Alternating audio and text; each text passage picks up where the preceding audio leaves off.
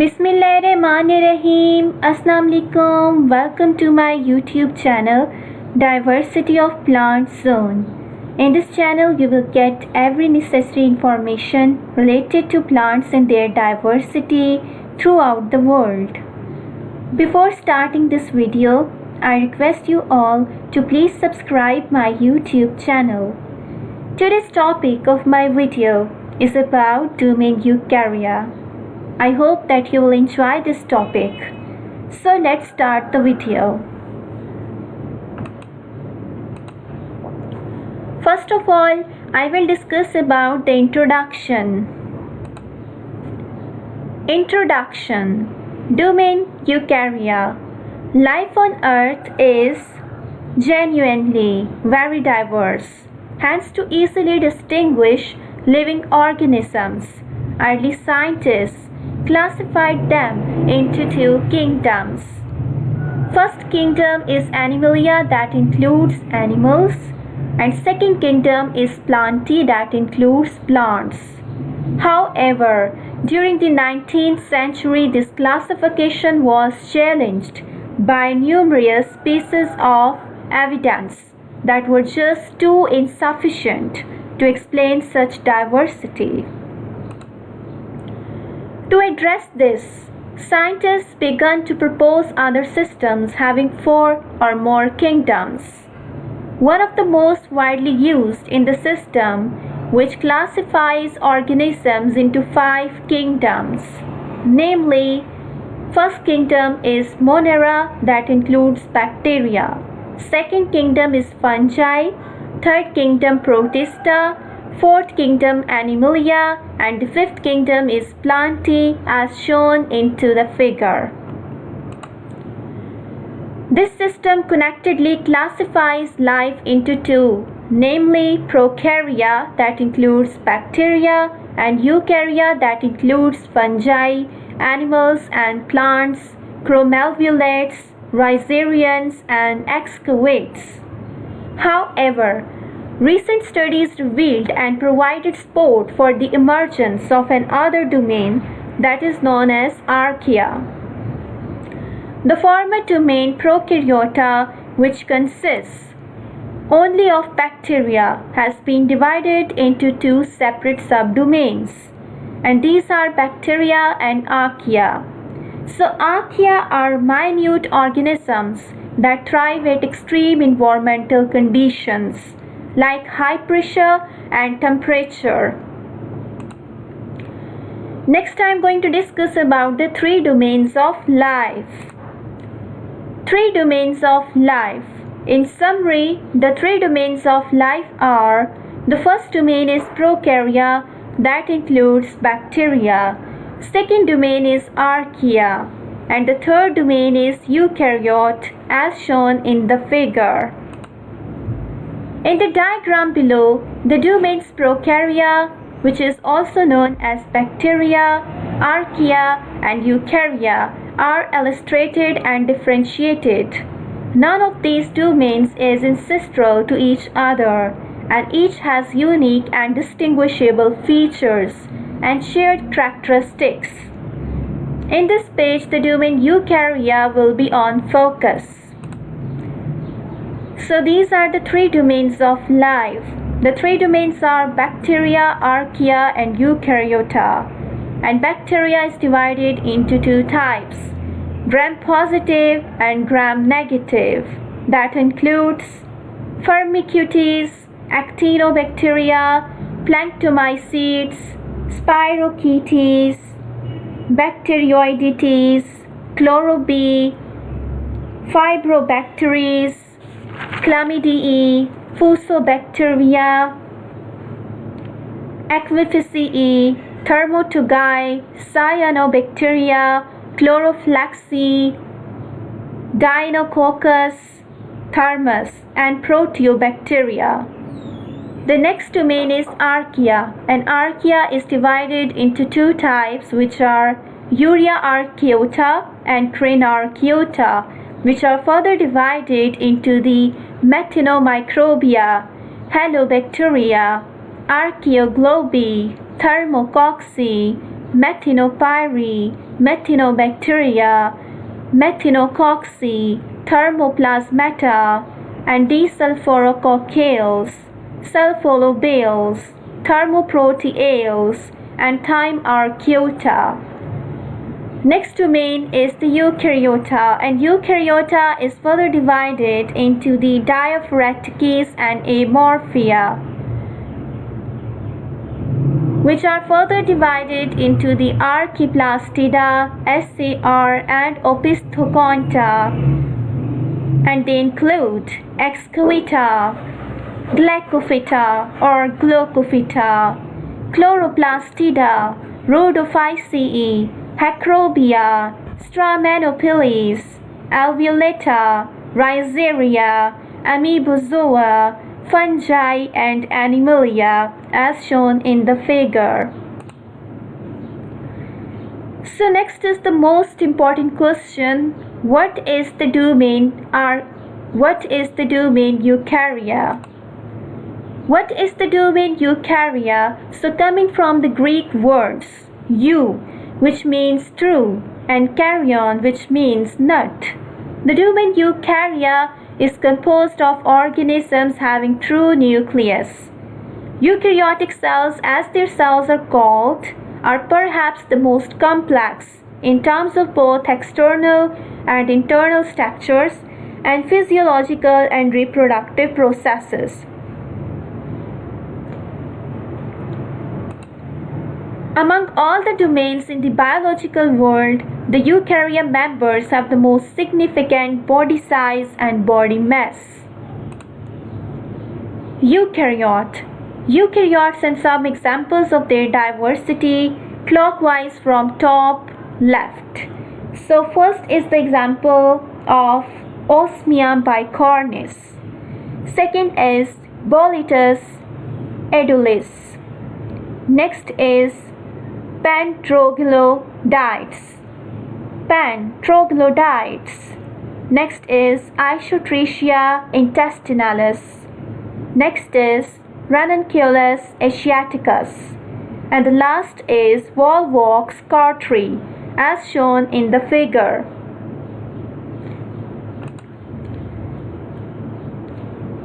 Scientific classification. The domain is Eukaryota, which is introduced by the Charton in 1925, Whitaker and Margulis in 1978. Supergroups and kingdoms. Supergroup is Diphoda, that includes the Scoba, Hemimestigophora, Diaphoreticus, Archaeplastida, Hecrobia, and SAR. And the next supergroup is Opimoda.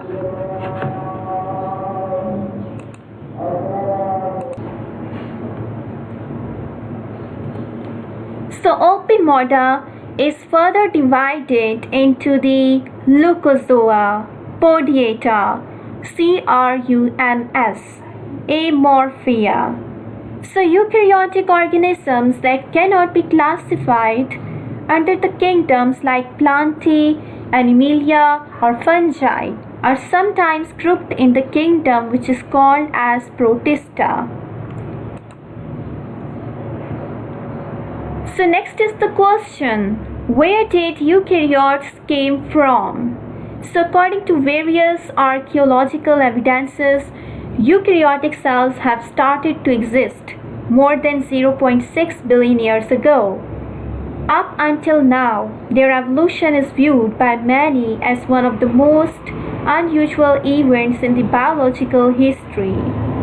To explain such a bizarre event, scientist Lynn Margulis proposed that so-called Endosymbiotic Theory.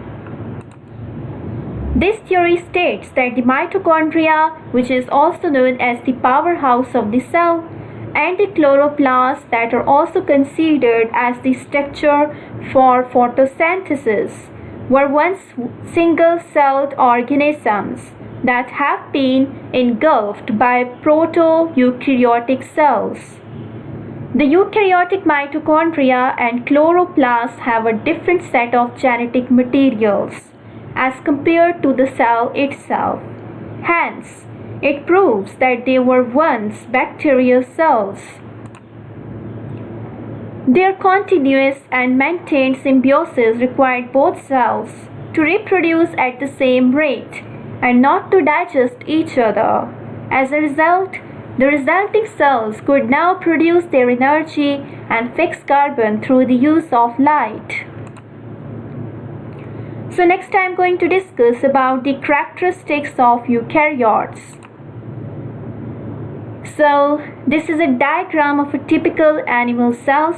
The organelles are labeled inside this diagram. So first is the nucleus, second is nucleus, third is ribosomes, fourth is vesicle, fifth is rough endoplasmic reticulum, sixth is Golgi apparatus, seventh is cytoskeleton, eighth is smooth endoplasmic reticulum, ninth is the mitochondrion, 10th is the vacuole,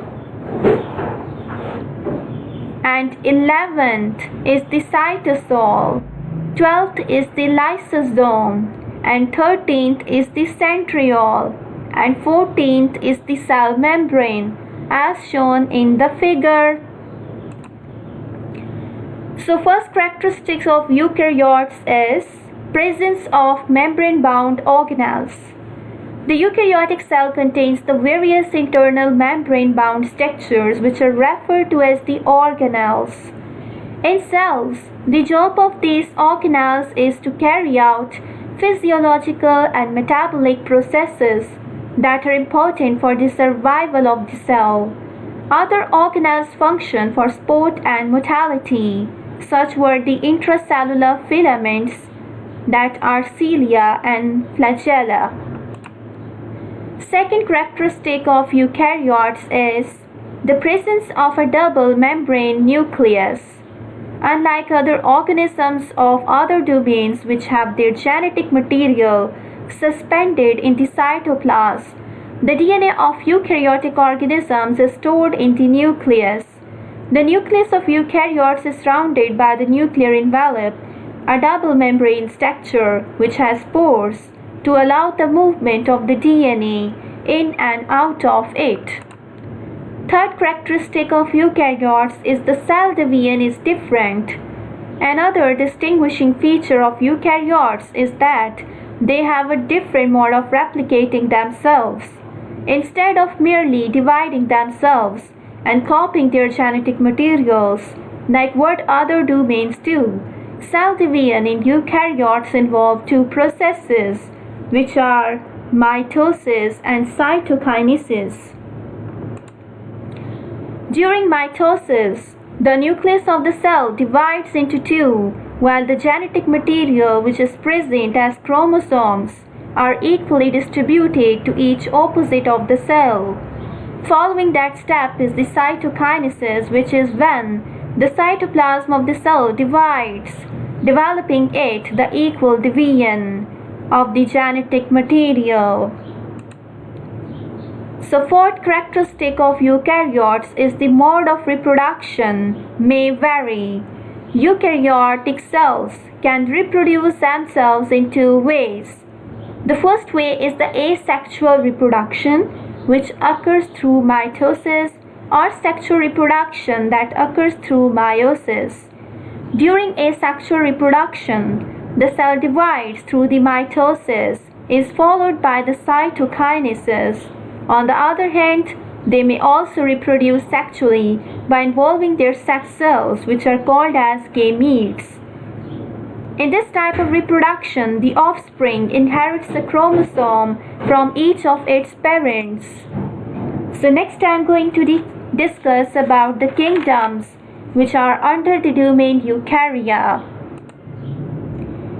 First kingdom is the kingdom Fungi.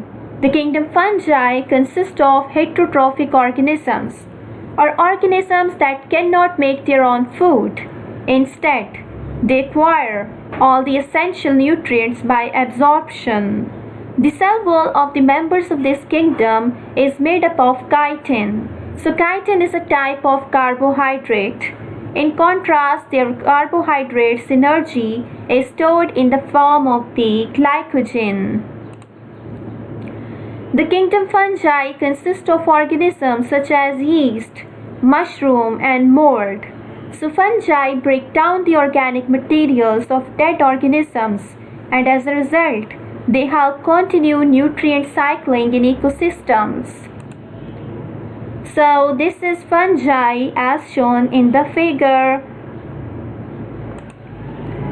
Coming from the Latin word, the next kingdom is the kingdom Animalia, which is also known in Latin word as animalis, meaning have breath. The kingdom Animalia is comprised of heterotrophic organisms.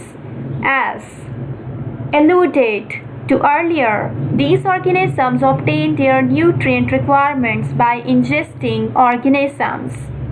A distinguishing characteristic of this kingdom includes multicellularity and lack of the cell walls. So most members of this kingdom are capable of movement, which means locomotion and reproduction. So members of this kingdom consist of almost all animals known. For example, fishes, amphibians, reptiles, birds, mammals, and insects. So this is Animalia as shown in the figure. Next kingdom is Plantae, and also called the kingdom Metaphyta. The kingdom Plantae consists of all multicellular, eukaryotic, and photosynthetic organisms on this planet. So being photosynthetic, these organisms are autotrophs and can take or make their food using the energy from the sun.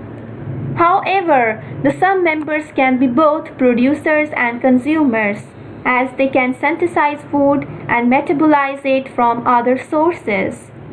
So members of this kingdom have made possible the perpetuation of a large number of organisms. Basically, without them, heterotrophic organisms would have never survived. So this is the kingdom Plantae as shown in the figure. So next kingdom is the Chromalvulata, formerly which is called kingdom Chromista. This kingdom is one of the newly considered kingdoms in the biological world as proposed by the Thomas Cavalier Smith in 1981. So this kingdom consists of dinoflagellates, diatoms, and ciliates, and it is believed that members of this kingdom originated from a biconch, which is a cell with two flagella, and a radialca that became the ancestor of all organisms, with clusters having the chlorophyll C. However, at present, it is still being debated as some evidence shows that this kingdom is not monophyletic. So the meaning of monophyletic is the coming from a common ancestor, as it was initially observed. So this is the kingdom Chromalvulata as shown in the figure. So next kingdom is the Rhizaria. The domain Rhizaria is widely composed of unicellular eukaryotes, also proposed by the Thomas Cavalier Smith in 2002. The members of this kingdom differ in form, so still most of them are amoeboids with pseudopods, and pseudopod means false feet. This kingdom is composed of the foraminiferans and radiolarans. Together with the chromalvulates and excavates, the Rhizarians were previously under the kingdom Protista. However, unlike the kingdom Chromalvulata, there are pieces of evidence showing that Rhizarians are a monophyletic group. So this is the Rhizaria as shown in the figure. So the next kingdom is Excavata. Last but not the least, Excavata kingdom consists of a wide variety of organisms that are photosynthetic, heterotrophic, and parasitic.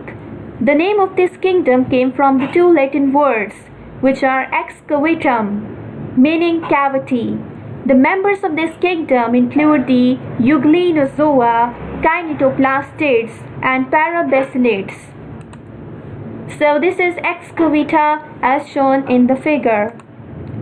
Next I'm going to discuss about the eukaryotes or eukaryotic kingdoms. First is the classification of life. Eukaryotes represent the domain of life, but within this domain there are multiple kingdoms.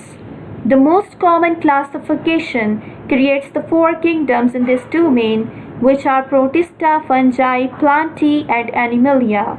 And these domains are further divided into a lot of smaller categories, which are also considered as phyla, and singular is phylum. Classes, orders, families, genera, singular, genus, and species. We can imagine that even within one domain there's a lot of different organisms that may not look or act much alike. They have to have some similarities in order to be grouped together, but they don't necessarily need to eat the same food, move the same way, or have the same taste in music in order to be the part of the same kingdom. So, this is the biological classification of life. Biological classification of life starts from the life, then comes domain, then comes kingdom, phylum, class, order, family, genus, and species, as shown in the figure. So the first kingdom is the protists. And now the question is, what are not protists? They are neither fungi, animals, nor plants. Now that we have cleared that up, here's a list of a few defining characteristics of protists. First characteristic is, most are microscopic. Second characteristic is, most are single-celled. Third characteristic is, some can perform photosynthesis, making them autotrophs. Fourth characteristic is, some are heterotrophs. Fifth characteristic is, they can produce asexually by themselves or sexually by exchanging the genetic material with their partners. And sixth characteristic is, some of them can move by means of cilia and flagella or pseudopodia. So you may be starting to wonder if this kingdom has more variety than a box of Jelly Belly beans, so you would be correct. We may also now be craving a handful of toasted marshmallow and tutti frutti treats. Don't despair about the lack of absolute defining characteristics. Protists may look like the leftover group of organisms like Hufflepuff, which is house at the Hogwarts. But they do have something in common. They are a group of smaller organisms that are more complex than prokaryotes, but simpler than the rest of us. A large group of protists include the different types of plant-like algae that perform photosynthesis as an autotroph or organism capable of making its own food. They take the sunlight and carbon dioxide and whip up some shuga for the rest of the world to munch on. Their smaller size and their ability to make food make them an important and essential beginning of many food chains. Other well-known protist groups include more heterotrophic organisms that are more animal-like. So this group is referred to as protozoa and includes the both Plasmodium, which causes the human disease which is known as malaria, and the amoeba. Heterotrophs cannot cook their own food for the life of them. They resort to frozen food and the microwave. But heterotrophs do survive by eating the other stuff, like the other organisms and organic matter. So next kingdom is the kingdom fungi. It's on to the shrooms. When you think about mushrooms, you likely think of those red and white capped Mario mushrooms, or a topping you put on pizza. The fungi kingdom represent those organisms over 70,000 other species of fungus. So most fungi have the following characteristics. First characteristic is most are multicellular, but yeast are a unicellular exception. Second characteristic is the most are heterotrophs and many are saprophytes.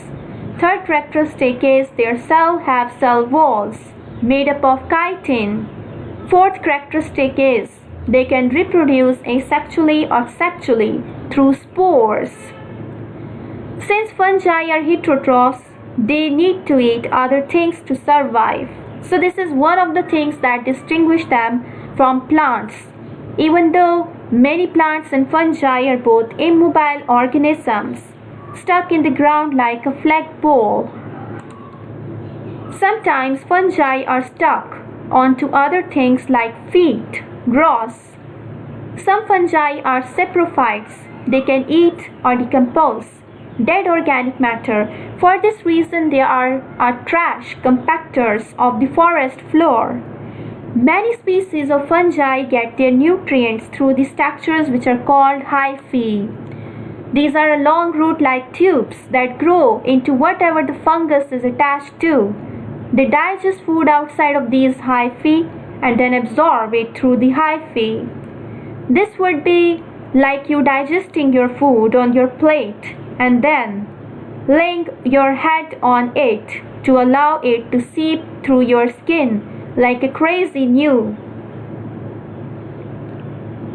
rejuvenating trend. Maybe that would be more appealing to you if you are a fungus.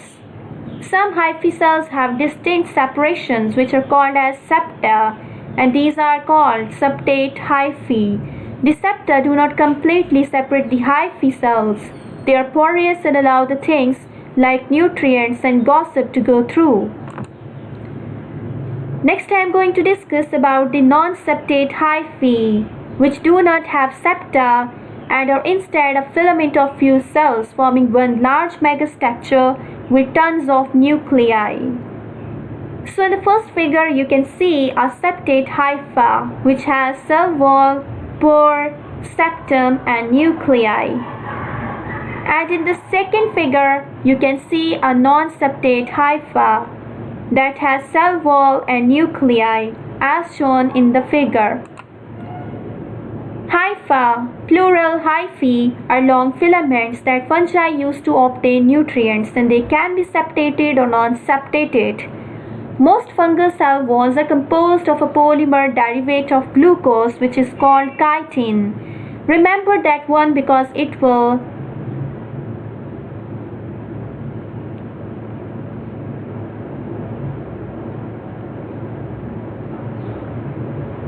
freakishly came back to us again in another kingdom like a boomerang. The fungal life cycle differs from species to species, and fungi can reproduce by snapping off a piece of their hyphae, which is producing a bud, and separating the cells by a septa-like structure or producing spores. So spores are these tiny little cells that can turn into a brand new mushroom. The cap-like reproductive structure that looks like a tiny parasol.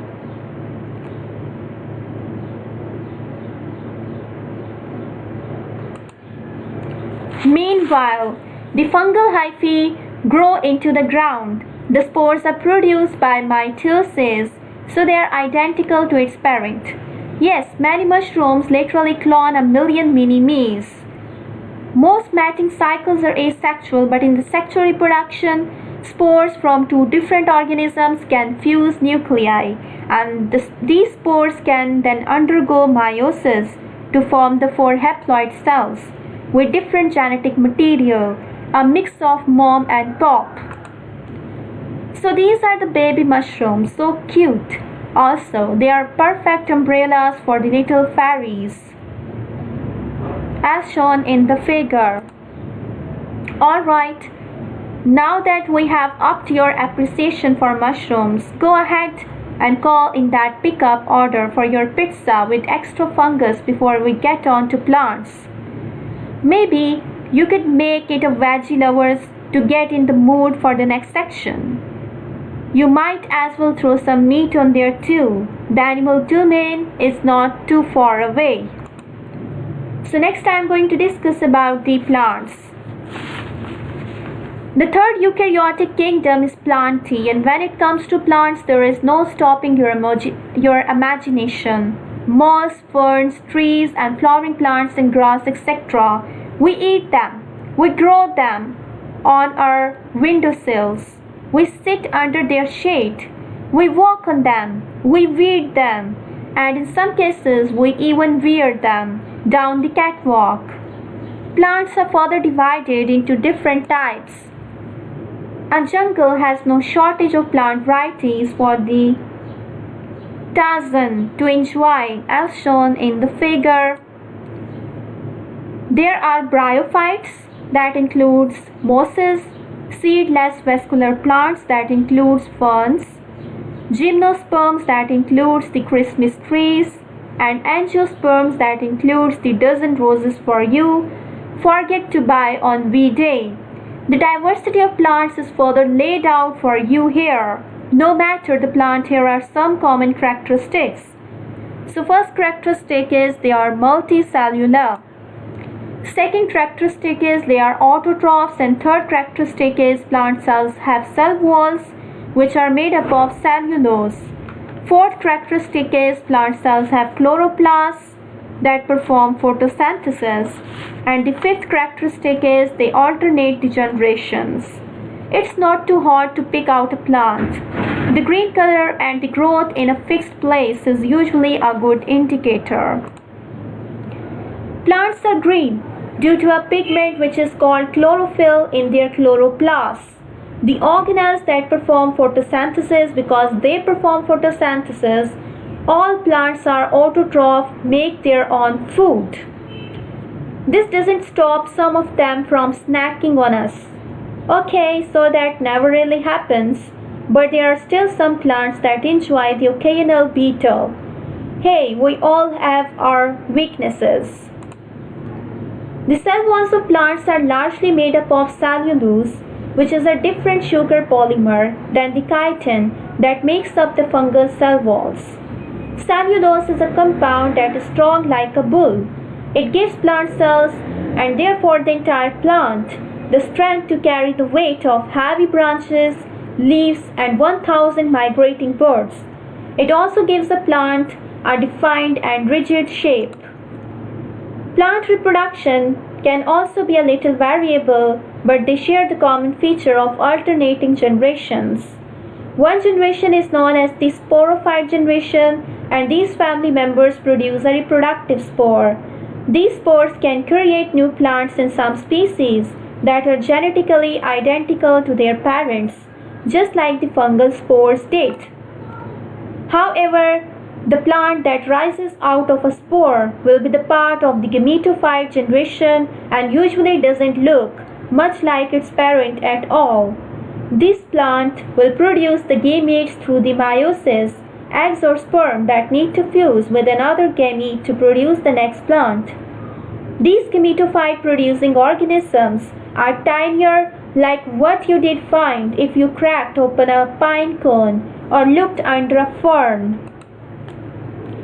So next I am going to discuss about the animals. The Animal Kingdom is a Disney theme park where you can make a safari ride singing the Hakuna Matata at the top of your lungs with the Tamon and Pamba. It's also the next Eukaryotic Kingdom on our list to discuss. No worries, we can continue singing the Hakuna Matata here too. It will come as no surprise that this is also a pretty diverse kingdom. Still, there are a few things we can hold on to as common characteristics. So the first characteristic is they are multicellular. Second characteristic is they are heterotrophs. Third characteristic is they do not have cell walls. And the fourth characteristic is embryonic development that involves a blastula. So of these distinguishing characteristics, the term blastula probably caught your eye as a newbie. After an egg and sperm combine, the new Organisms form a blastula in early embryonic development when making a baby. A blastula is a sphere of cells with a fluid-filled hollow middle region like a chocolate-covered cherry without the cherry. All animals go through this blastula stage, but no other organisms does. There's a difference in what happens during this blastula stage though. After animals form a blastula, the cells move inwards towards this fluid space. This creates an opening, which is called a blastopore. In protostomes, this blastopore later develops into the animal's mouth. In deuterostomes, this blastopore develops into the anus with a mouth developing on the opposite side. So this is a cross-section of a blastula, is a hollow sphere of cells as shown in the figure. All animals evolved from one common ancestor, likely some sort of protist. The different types of animals and their phyla have been organized for you in this helpful little table. So first I am going to discuss about the animal phylum, then common name, then examples, and in the last I will discuss a sampling of characteristics. So first animal phylum is the Porifera. Common name is sponges. Examples are sponges. And a sampling of characteristics: no tissue layers or nervous system, hard endoskeleton. So next animal phylum is the Cnidaria. Common name is Cnidarians, and examples are mesmerizing jellyfish like the sea anemones, sea anemones for the Nemo, the great coral reef. A sampling of characteristics include the tissues in symmetry, asexual and sexual reproduction.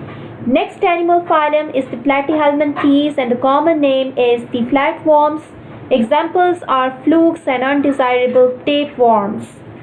A sampling of characteristics include the tissues, bilateral, symmetry, asexual, and sexual reproduction like the proteostomes. So next animal phylum is the Annelida, which is common name is the segmented worm. Examples are the wriggly earthworms. A sampling of characteristics include the tissues, bilateral symmetry, proteostomes, slimy skin that allows the gaseous exchange.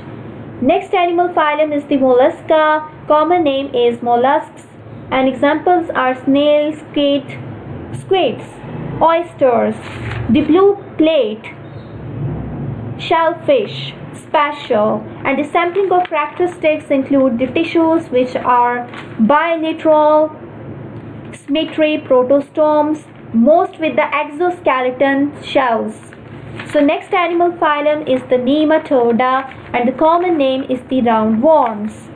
Examples: moorworms. A sampling of characteristics include the tissues, bilateral symmetry, protostomes, a worm with more blade-like cells. And the next animal phylum is Arthropoda. Common name is arthropods. Examples are insects, the itsy-bitsy spider, lobsters, and carps. A sampling of characteristics include the tissues, bilateral symmetry, protostomes, and exoskeletons which are composed of chitin, cacheta, boomerang. And the next animal phylum is Echinodermata. Common name is echinoderms. Examples are starfish and sea cucumbers. A sampling of characteristics include the tissues, bilateral, symmetry, hard endoskeletons, and deuterostomes. Next animal phylum is the Chordata, and the common name is chordates. Examples are Nemo, Pluto, Winnie the Pooh, and the Superman. A sampling of characteristics include the tissues, bilateral symmetry, deuterostomes, and the notochord.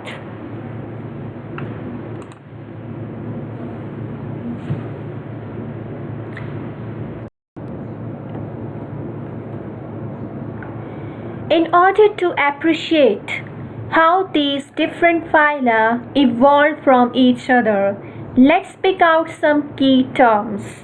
So most animals except sponges are organized into different tissues or layers of specialized cells with a common function. The easiest way to think about this is your skin tissue, but different tissues also make up your own organs and muscles.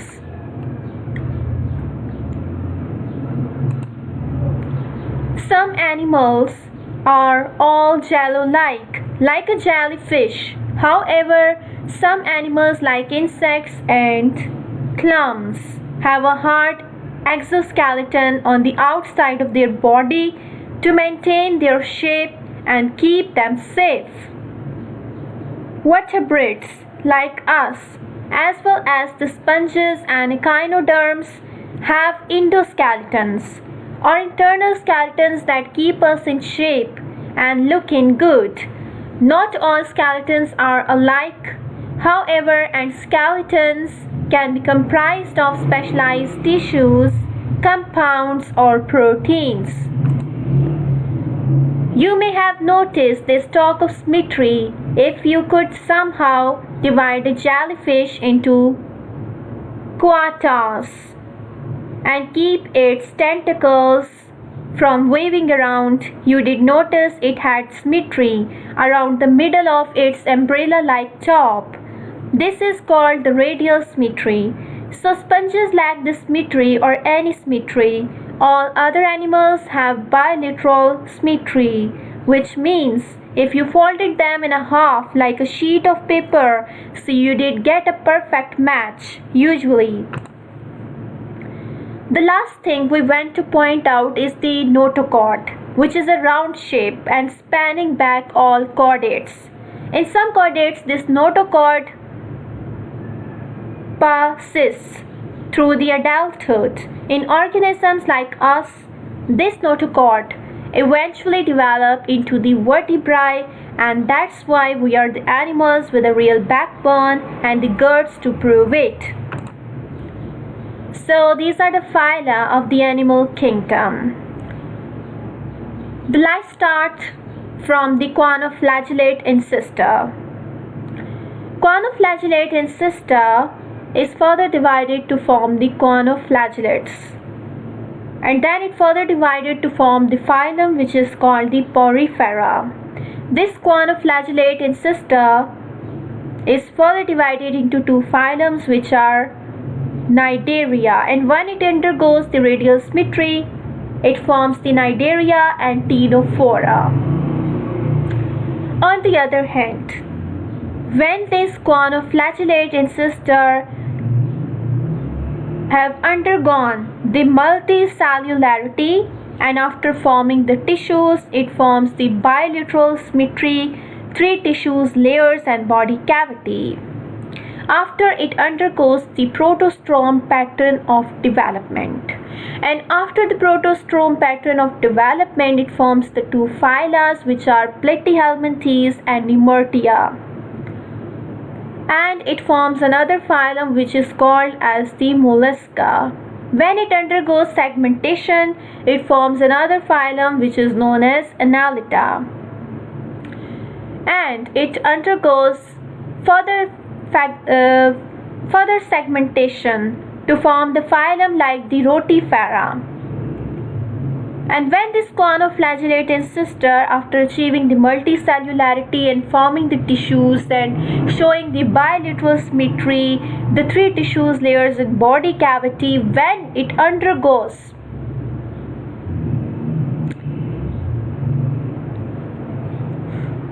further segmentation, it forms tardigrada, nematoda, and onychophora and arthropoda.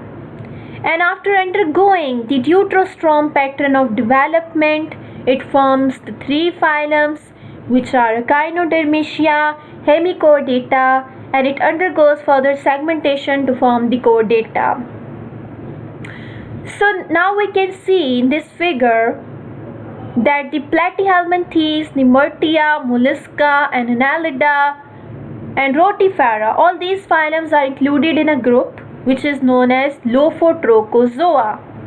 On the other hand, the Nematoda, Tardigrada, onychophora, and arthropoda. These are included in a group which is known as the Ecdysosoma. Both of these, Lophotrochozoa and Ecdysosoma, both of these are combined with each other to form a category which is known as the Protostomia. On the other hand, the Echinodermacia, Hemichordata, and Chordata, these three phylums are included in a group or category which is known as the Deuterostomia. So both of these groups, which are Protostomia and Deuterostomia, both of these are included in a group which is known as Bilateria. On the other hand, Radiata includes Cnidaria and Ctenophora. Both of these groups, which are Radiata and Bilateria, are combined with each other, and these are included in a single group or category which is known as Eumetazoa. On the other hand, the Porifera and Conoflagellates are included in a group which is known as Parazoa. So these are the basic phylums of kingdom Animalia are shown in this figure.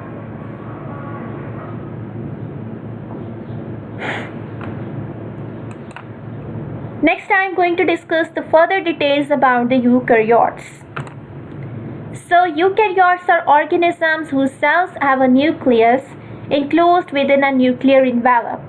Eukaryotes belong to the domain Eukaryota or Eukarya. Their name comes from the Greek word eu. Eu means well or good, and karyon, which means nut or kernel. The domain Eukaryota makes up one of the three domains of life, which are bacteria and archaea. The prokaryotes make up the other two domains.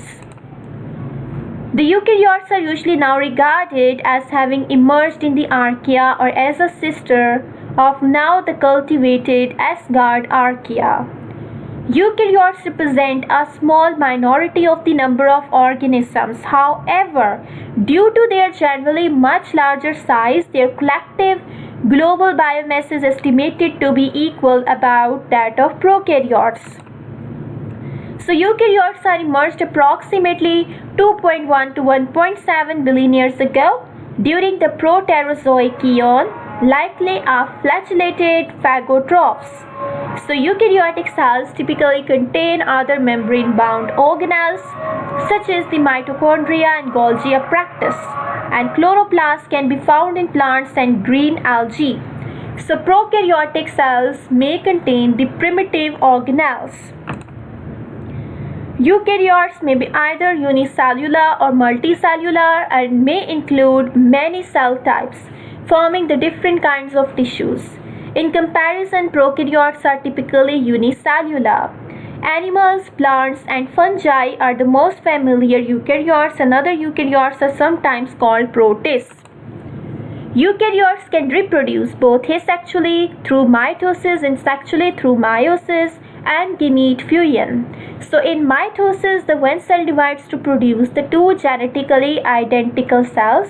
In meiosis, the DNA replication is followed by 2 rounds of cell division to produce the 4 haploid daughter cells, and these act as sex cells or gametes. So each gamete has just one set of chromosomes. Each a unique mix of these corresponding pair of parental chromosomes resulting from genetic recombination through meiosis.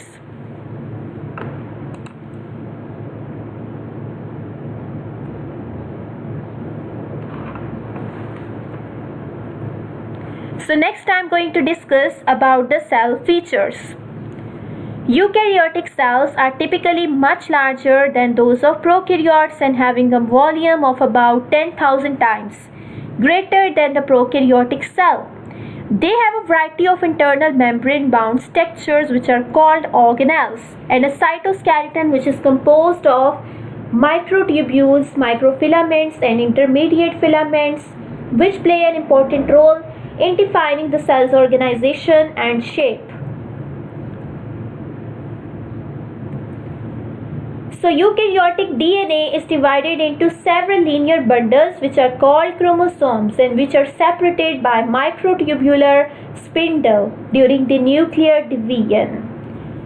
Next I am going to discuss about internal membranes. So eukaryotic cells include a wide variety of membrane bound structures which are collectively referred to as the endomembrane system. So simple compartments like the vesicles and vacuoles can form by budding off the other membranes.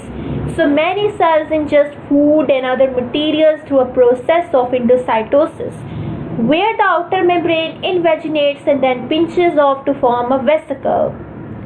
It is probable that the most other membrane-bound organelles are ultimately derived from such vesicles.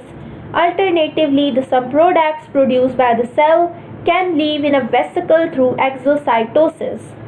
The nucleus is divided and surrounded by a double membrane which is known as nuclear envelope, with nuclear pores that allow the material to move in and out. So various tube and sheet-like extensions of the nuclear membrane form the endoplasmic reticulum, which is involved in proteins transport and maturation. So it includes the rough endoplasmic reticulum, where the ribosomes are attached to synthesize proteins and which enter the interior space or lumen. So subsequently, they generally enter vesicles which bud off from the smooth endoplasmic reticulum. In most eukaryotes, these protein-carrying vesicles are released and further modified in the stacks of flattened vesicles or cisternae, the Golgi apparatus. Vesicles may be specialized for various purposes, for instance, the lysosomes, which contain the digestive enzymes that further break down most biomolecules in the cytoplasm. So peroxisomes are used to break down the peroxide which is otherwise toxic. Many protozoans have contractile vacuoles which collect and expel excess water, and extrosomes which expel the material which is used to deflect predators or capture prey. In higher plants, so most of the cell's volume is taken up by a central vacuole which mostly contains water and primarily maintains its osmotic pressure. So inner membranes, the endomembrane system and its components are shown into the figure. So it includes the nucleus. Nucleus has nuclear envelope, nuclear pore. These are ribosomes and this is smooth endoplasmic reticulum. These are secretory vesicles and this is lysosome. This is plasma membrane and these are Golgi apparatus. This is rough endoplasmic reticulum as shown in the figure. So next I am going to discuss about the mitochondria. Mitochondria are organelles which are found in all but one eukaryote and are commonly referred to as the powerhouse of the cell. Mitochondria provide energy to the eukaryotic cell by oxidizing sugars or fats and releasing energy as ATP. So they have two surrounding membranes, each a phospholipid bilayer, the inner of which is folded into the invaginations called cristae, where aerobic respiration takes place. The outer mitochondrial membrane is freely permeable and allows the almost anything to enter into the intermembrane space, while the inner mitochondrial membrane is semi-permeable, so allows only some required things into the mitochondrial matrix. And mitochondria contain their own DNA which has close structural similarities to bacterial DNA and which encodes ribosomal RNA and transfer RNA genes that produce the RNA which is closer in structure to bacterial RNA than to the eukaryotic RNA. They are now generally held to have developed from the endosymbiotic prokaryotes and probably proteobacteria. So some eukaryotes such as the metamonads such as Giardia or Jarda and Trichomonas and the amoebozoan Pilomixa appear to lack the mitochondria, but all have been founded to contain the mitochondrion-derived organelles such as hydrogenosomes and the mitosomes, and thus have lost their mitochondria secondarily. They obtain energy by enzymatic action of nutrients absorbed from the environment. The metamonad Monocercomonoides has also acquired bilateral gene transfer, a cytosolic sulfur mobilization system, and which provides the clusters of iron and sulfur required for protein synthesis.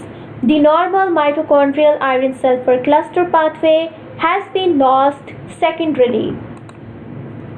So this is mitochondria, a simplified structure of mitochondrion. So first it includes the limmae. Inner membrane includes inner boundary membrane. This is crystal membrane. This is matrix and cristae. This is mitochondrial DNA and this is matrix granule. This is ribosome. This is ATP synthase. And this is intermembrane space. Intermembrane space include the intracrystal space and peripheral space. And this is outer membrane. And outer membrane contains the porins as shown in the figure. So next I am going to discuss about the plastids. So plastids and various groups of algae also have plastids. Plastids also have their own DNA and are developed from the endosymbionts, in this case of the cyanobacteria. So they usually take the form of chloroplasts, which like cyanobacteria contain chlorophyll and produce organic compounds such as glucose through the photosynthesis. Others are involved in storing food.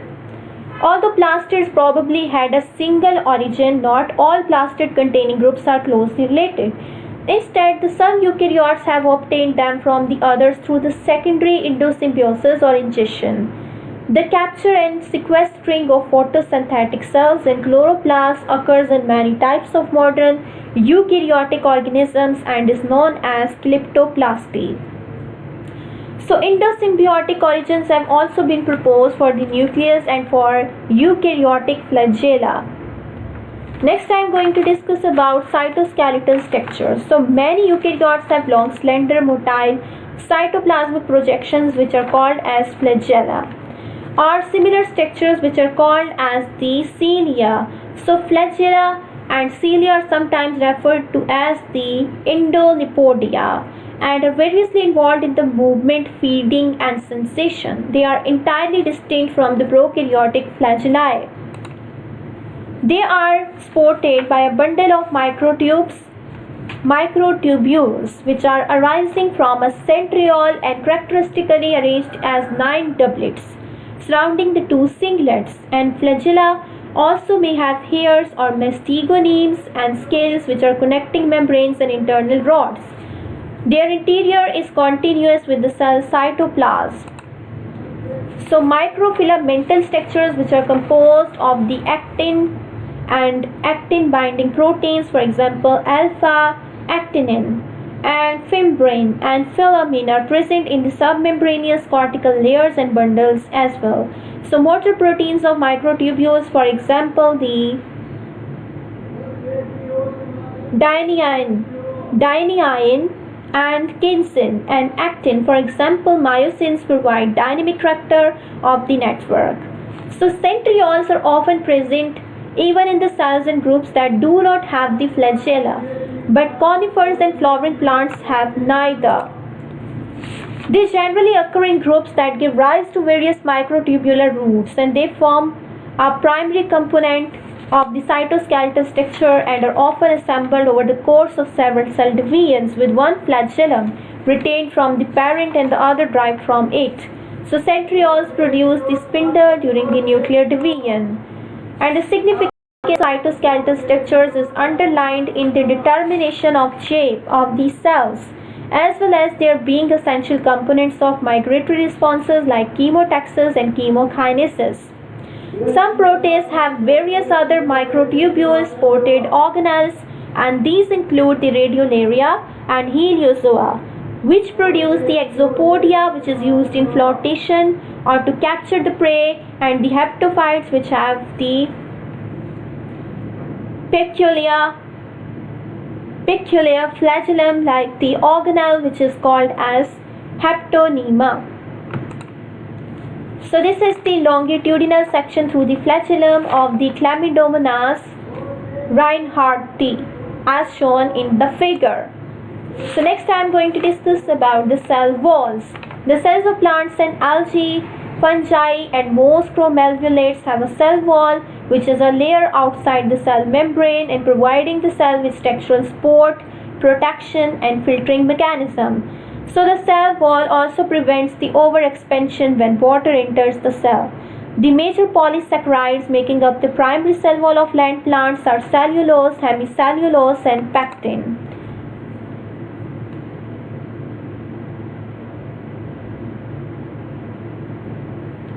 The cellulose microfibrils are linked via the hemicellulosic thetaes to form the cellulose-hemicellulose network, which is embedded in the pectin matrix. The most common hemicellulose is the primary cell wall is xyloglucane. So next I am going to discuss about differences among eukaryotic cells. There are many different types of eukaryotic cells. Through animals and plants are the most familiar eukaryotes and thus provide an excellent starting point for understanding the eukaryotic structure. So fungi and many protists have some substantial differences however. First I am going to discuss about animal cells. So all animals are eukaryotic. Animal cells are distinct from those of other eukaryotes and most notably plants as they lack the cell walls and chloroplasts and have smaller vacuoles. Due to the lack of the cell wall, the animal cells can transform into a wide variety of the shapes. A phagocytic cell can even engulf other structures. So this is the structure of a typical animal cell. Animal cell has nucleus and nucleus has nuclear pore, chromatin, nuclear envelope, nucleus and nucleolus. This is peroxisome, this is microtubule, lysosome, free ribosomes, right, and mitochondria. This is intermediate filaments and this is cytoplasm and these are secretory vesicle. This is centrosome with the two centrioles. This is flagellum. This is plasma membrane and this is Golgi vesicles or Golgi apparatus. This is ribosomes and these are rough endoplasmic reticulum. This is smooth endoplasmic reticulum and these are actin filaments as shown in the figure. So next I am going to discuss about the plant cells. So plant cells are quite different from the cells of other eukaryotic organisms. Their distinctive features are a large central vacuole which is enclosed by a membrane which is known as tonoplast and which maintains the cell's turgor and controls movement of molecules between the cytosol and sap. A primary cell wall which is containing the cellulose, hemicellulose and pectin deposited by the protoplast on the outside of the cell membrane. This contrasts with the cell walls of fungi which contain chitin and the cell envelopes of prokaryotes in which the peptidoglycans are the main structural molecules. The plasmodesmata pores in the cell wall that link the adjacent cells and allow the plant cells to communicate with the adjacent cells. So animals have a different but functionally analogous system of gap junctions between the adjacent cells. Plastids, especially chloroplasts, organelles that contain chlorophyll, the pigment that gives the plants the green color and allows them to perform the photosynthesis. So bryophytes and seedless vascular plants only have flagellae and centrioles in the sperm cells. So sperm of the cycads and ginkgo are large complex cells that swim with hundreds to thousands of flagellae. Conifers like the Pinophyta and flowering plants angiospermi like the flagellae and centrioles that are present in animal cells. So this is the structure of a typical plant cell which includes the plasmodesmata. This is plasma membrane and this is cell wall. These are filamentous cytoskeleton. These are small membranous vesicles. This is smooth endoplasmic reticulum. This is ribosomes. So nucleus contains the nuclear pore, nuclear envelope and nucleolus. This is rough endoplasmic reticulum. This is Golgi body which is also known as Golgi apparatus.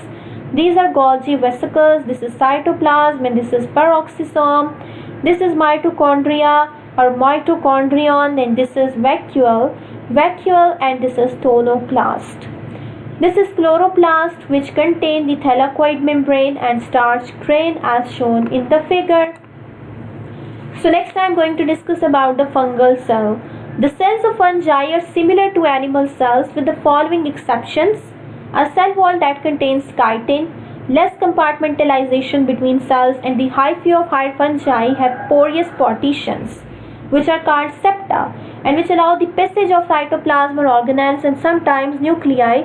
So each organism is essentially a giant multinucleate supercell. So these fungi are described as cenocytic, and primitive fungi have few or no septa.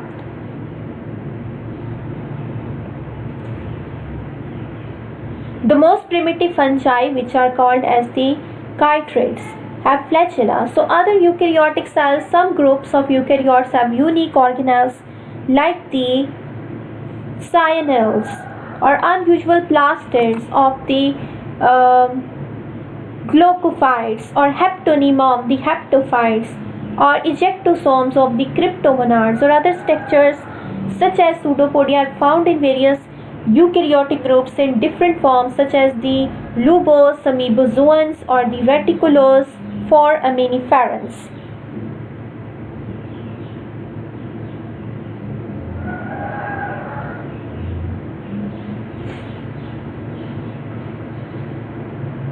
Okay,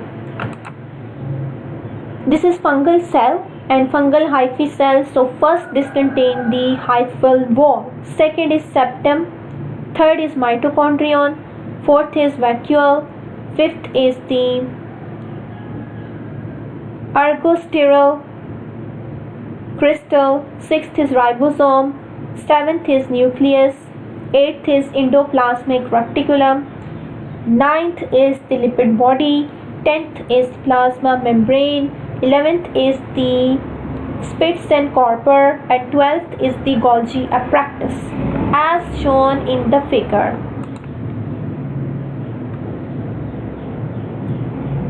So next I am going to discuss about reproduction. Cell division generally takes place asexually by mitosis, a process that allows each daughter cell or nucleus to receive the one copy of each chromosome. The most eukaryotes also have a life cycle that involves this sexual reproduction, alternating between a haploid or diploid phase, where the one copy of each chromosome is present in each cell, and diploid phase wherein the two copies of each chromosome are present in each cell. The diploid phase is formed by fusion of two haploid gametes to form a zygote, so which may divide by mitosis or undergo chromosome reduction by meiosis. So there is considerable variation in this pattern. So animals have no multicellular haploid phase, but each plant generation can consist of haploid and diploid multicellular phases.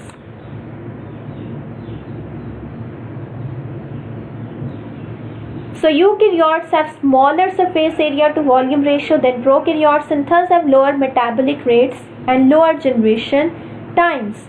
The evolution of the sexual reproduction may be a primordial and fundamental characteristic of eukaryotes. So based on the phylogenetic analysis, Duggs and Roja proposed the facultative sex was present in the common ancestor of all eukaryotes.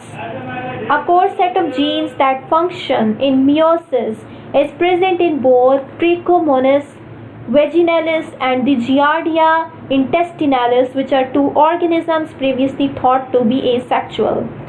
So since these two species are descendants of the lineages that diverged early from the eukaryotic evolutionary tree, and it was inferred that core meiotic genes and hence sex were likely present in a common ancestor of all eukaryotes.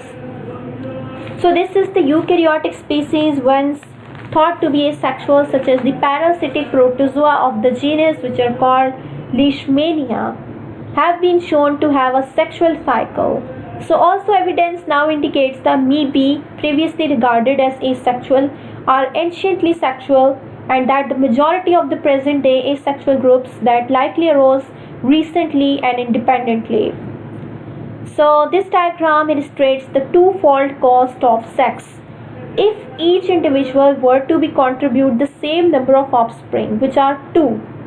So in the figure A, you can see the sexual population remains the same size each generation, where the B figure shows that the asexual population doubles in each size each generation, as shown in the figure. If you like my video, please subscribe to my YouTube channel and press the bell icon as well for further notifications and updates. Thanks for watching. Thank you so much for your time and your appreciation. Thank you so much.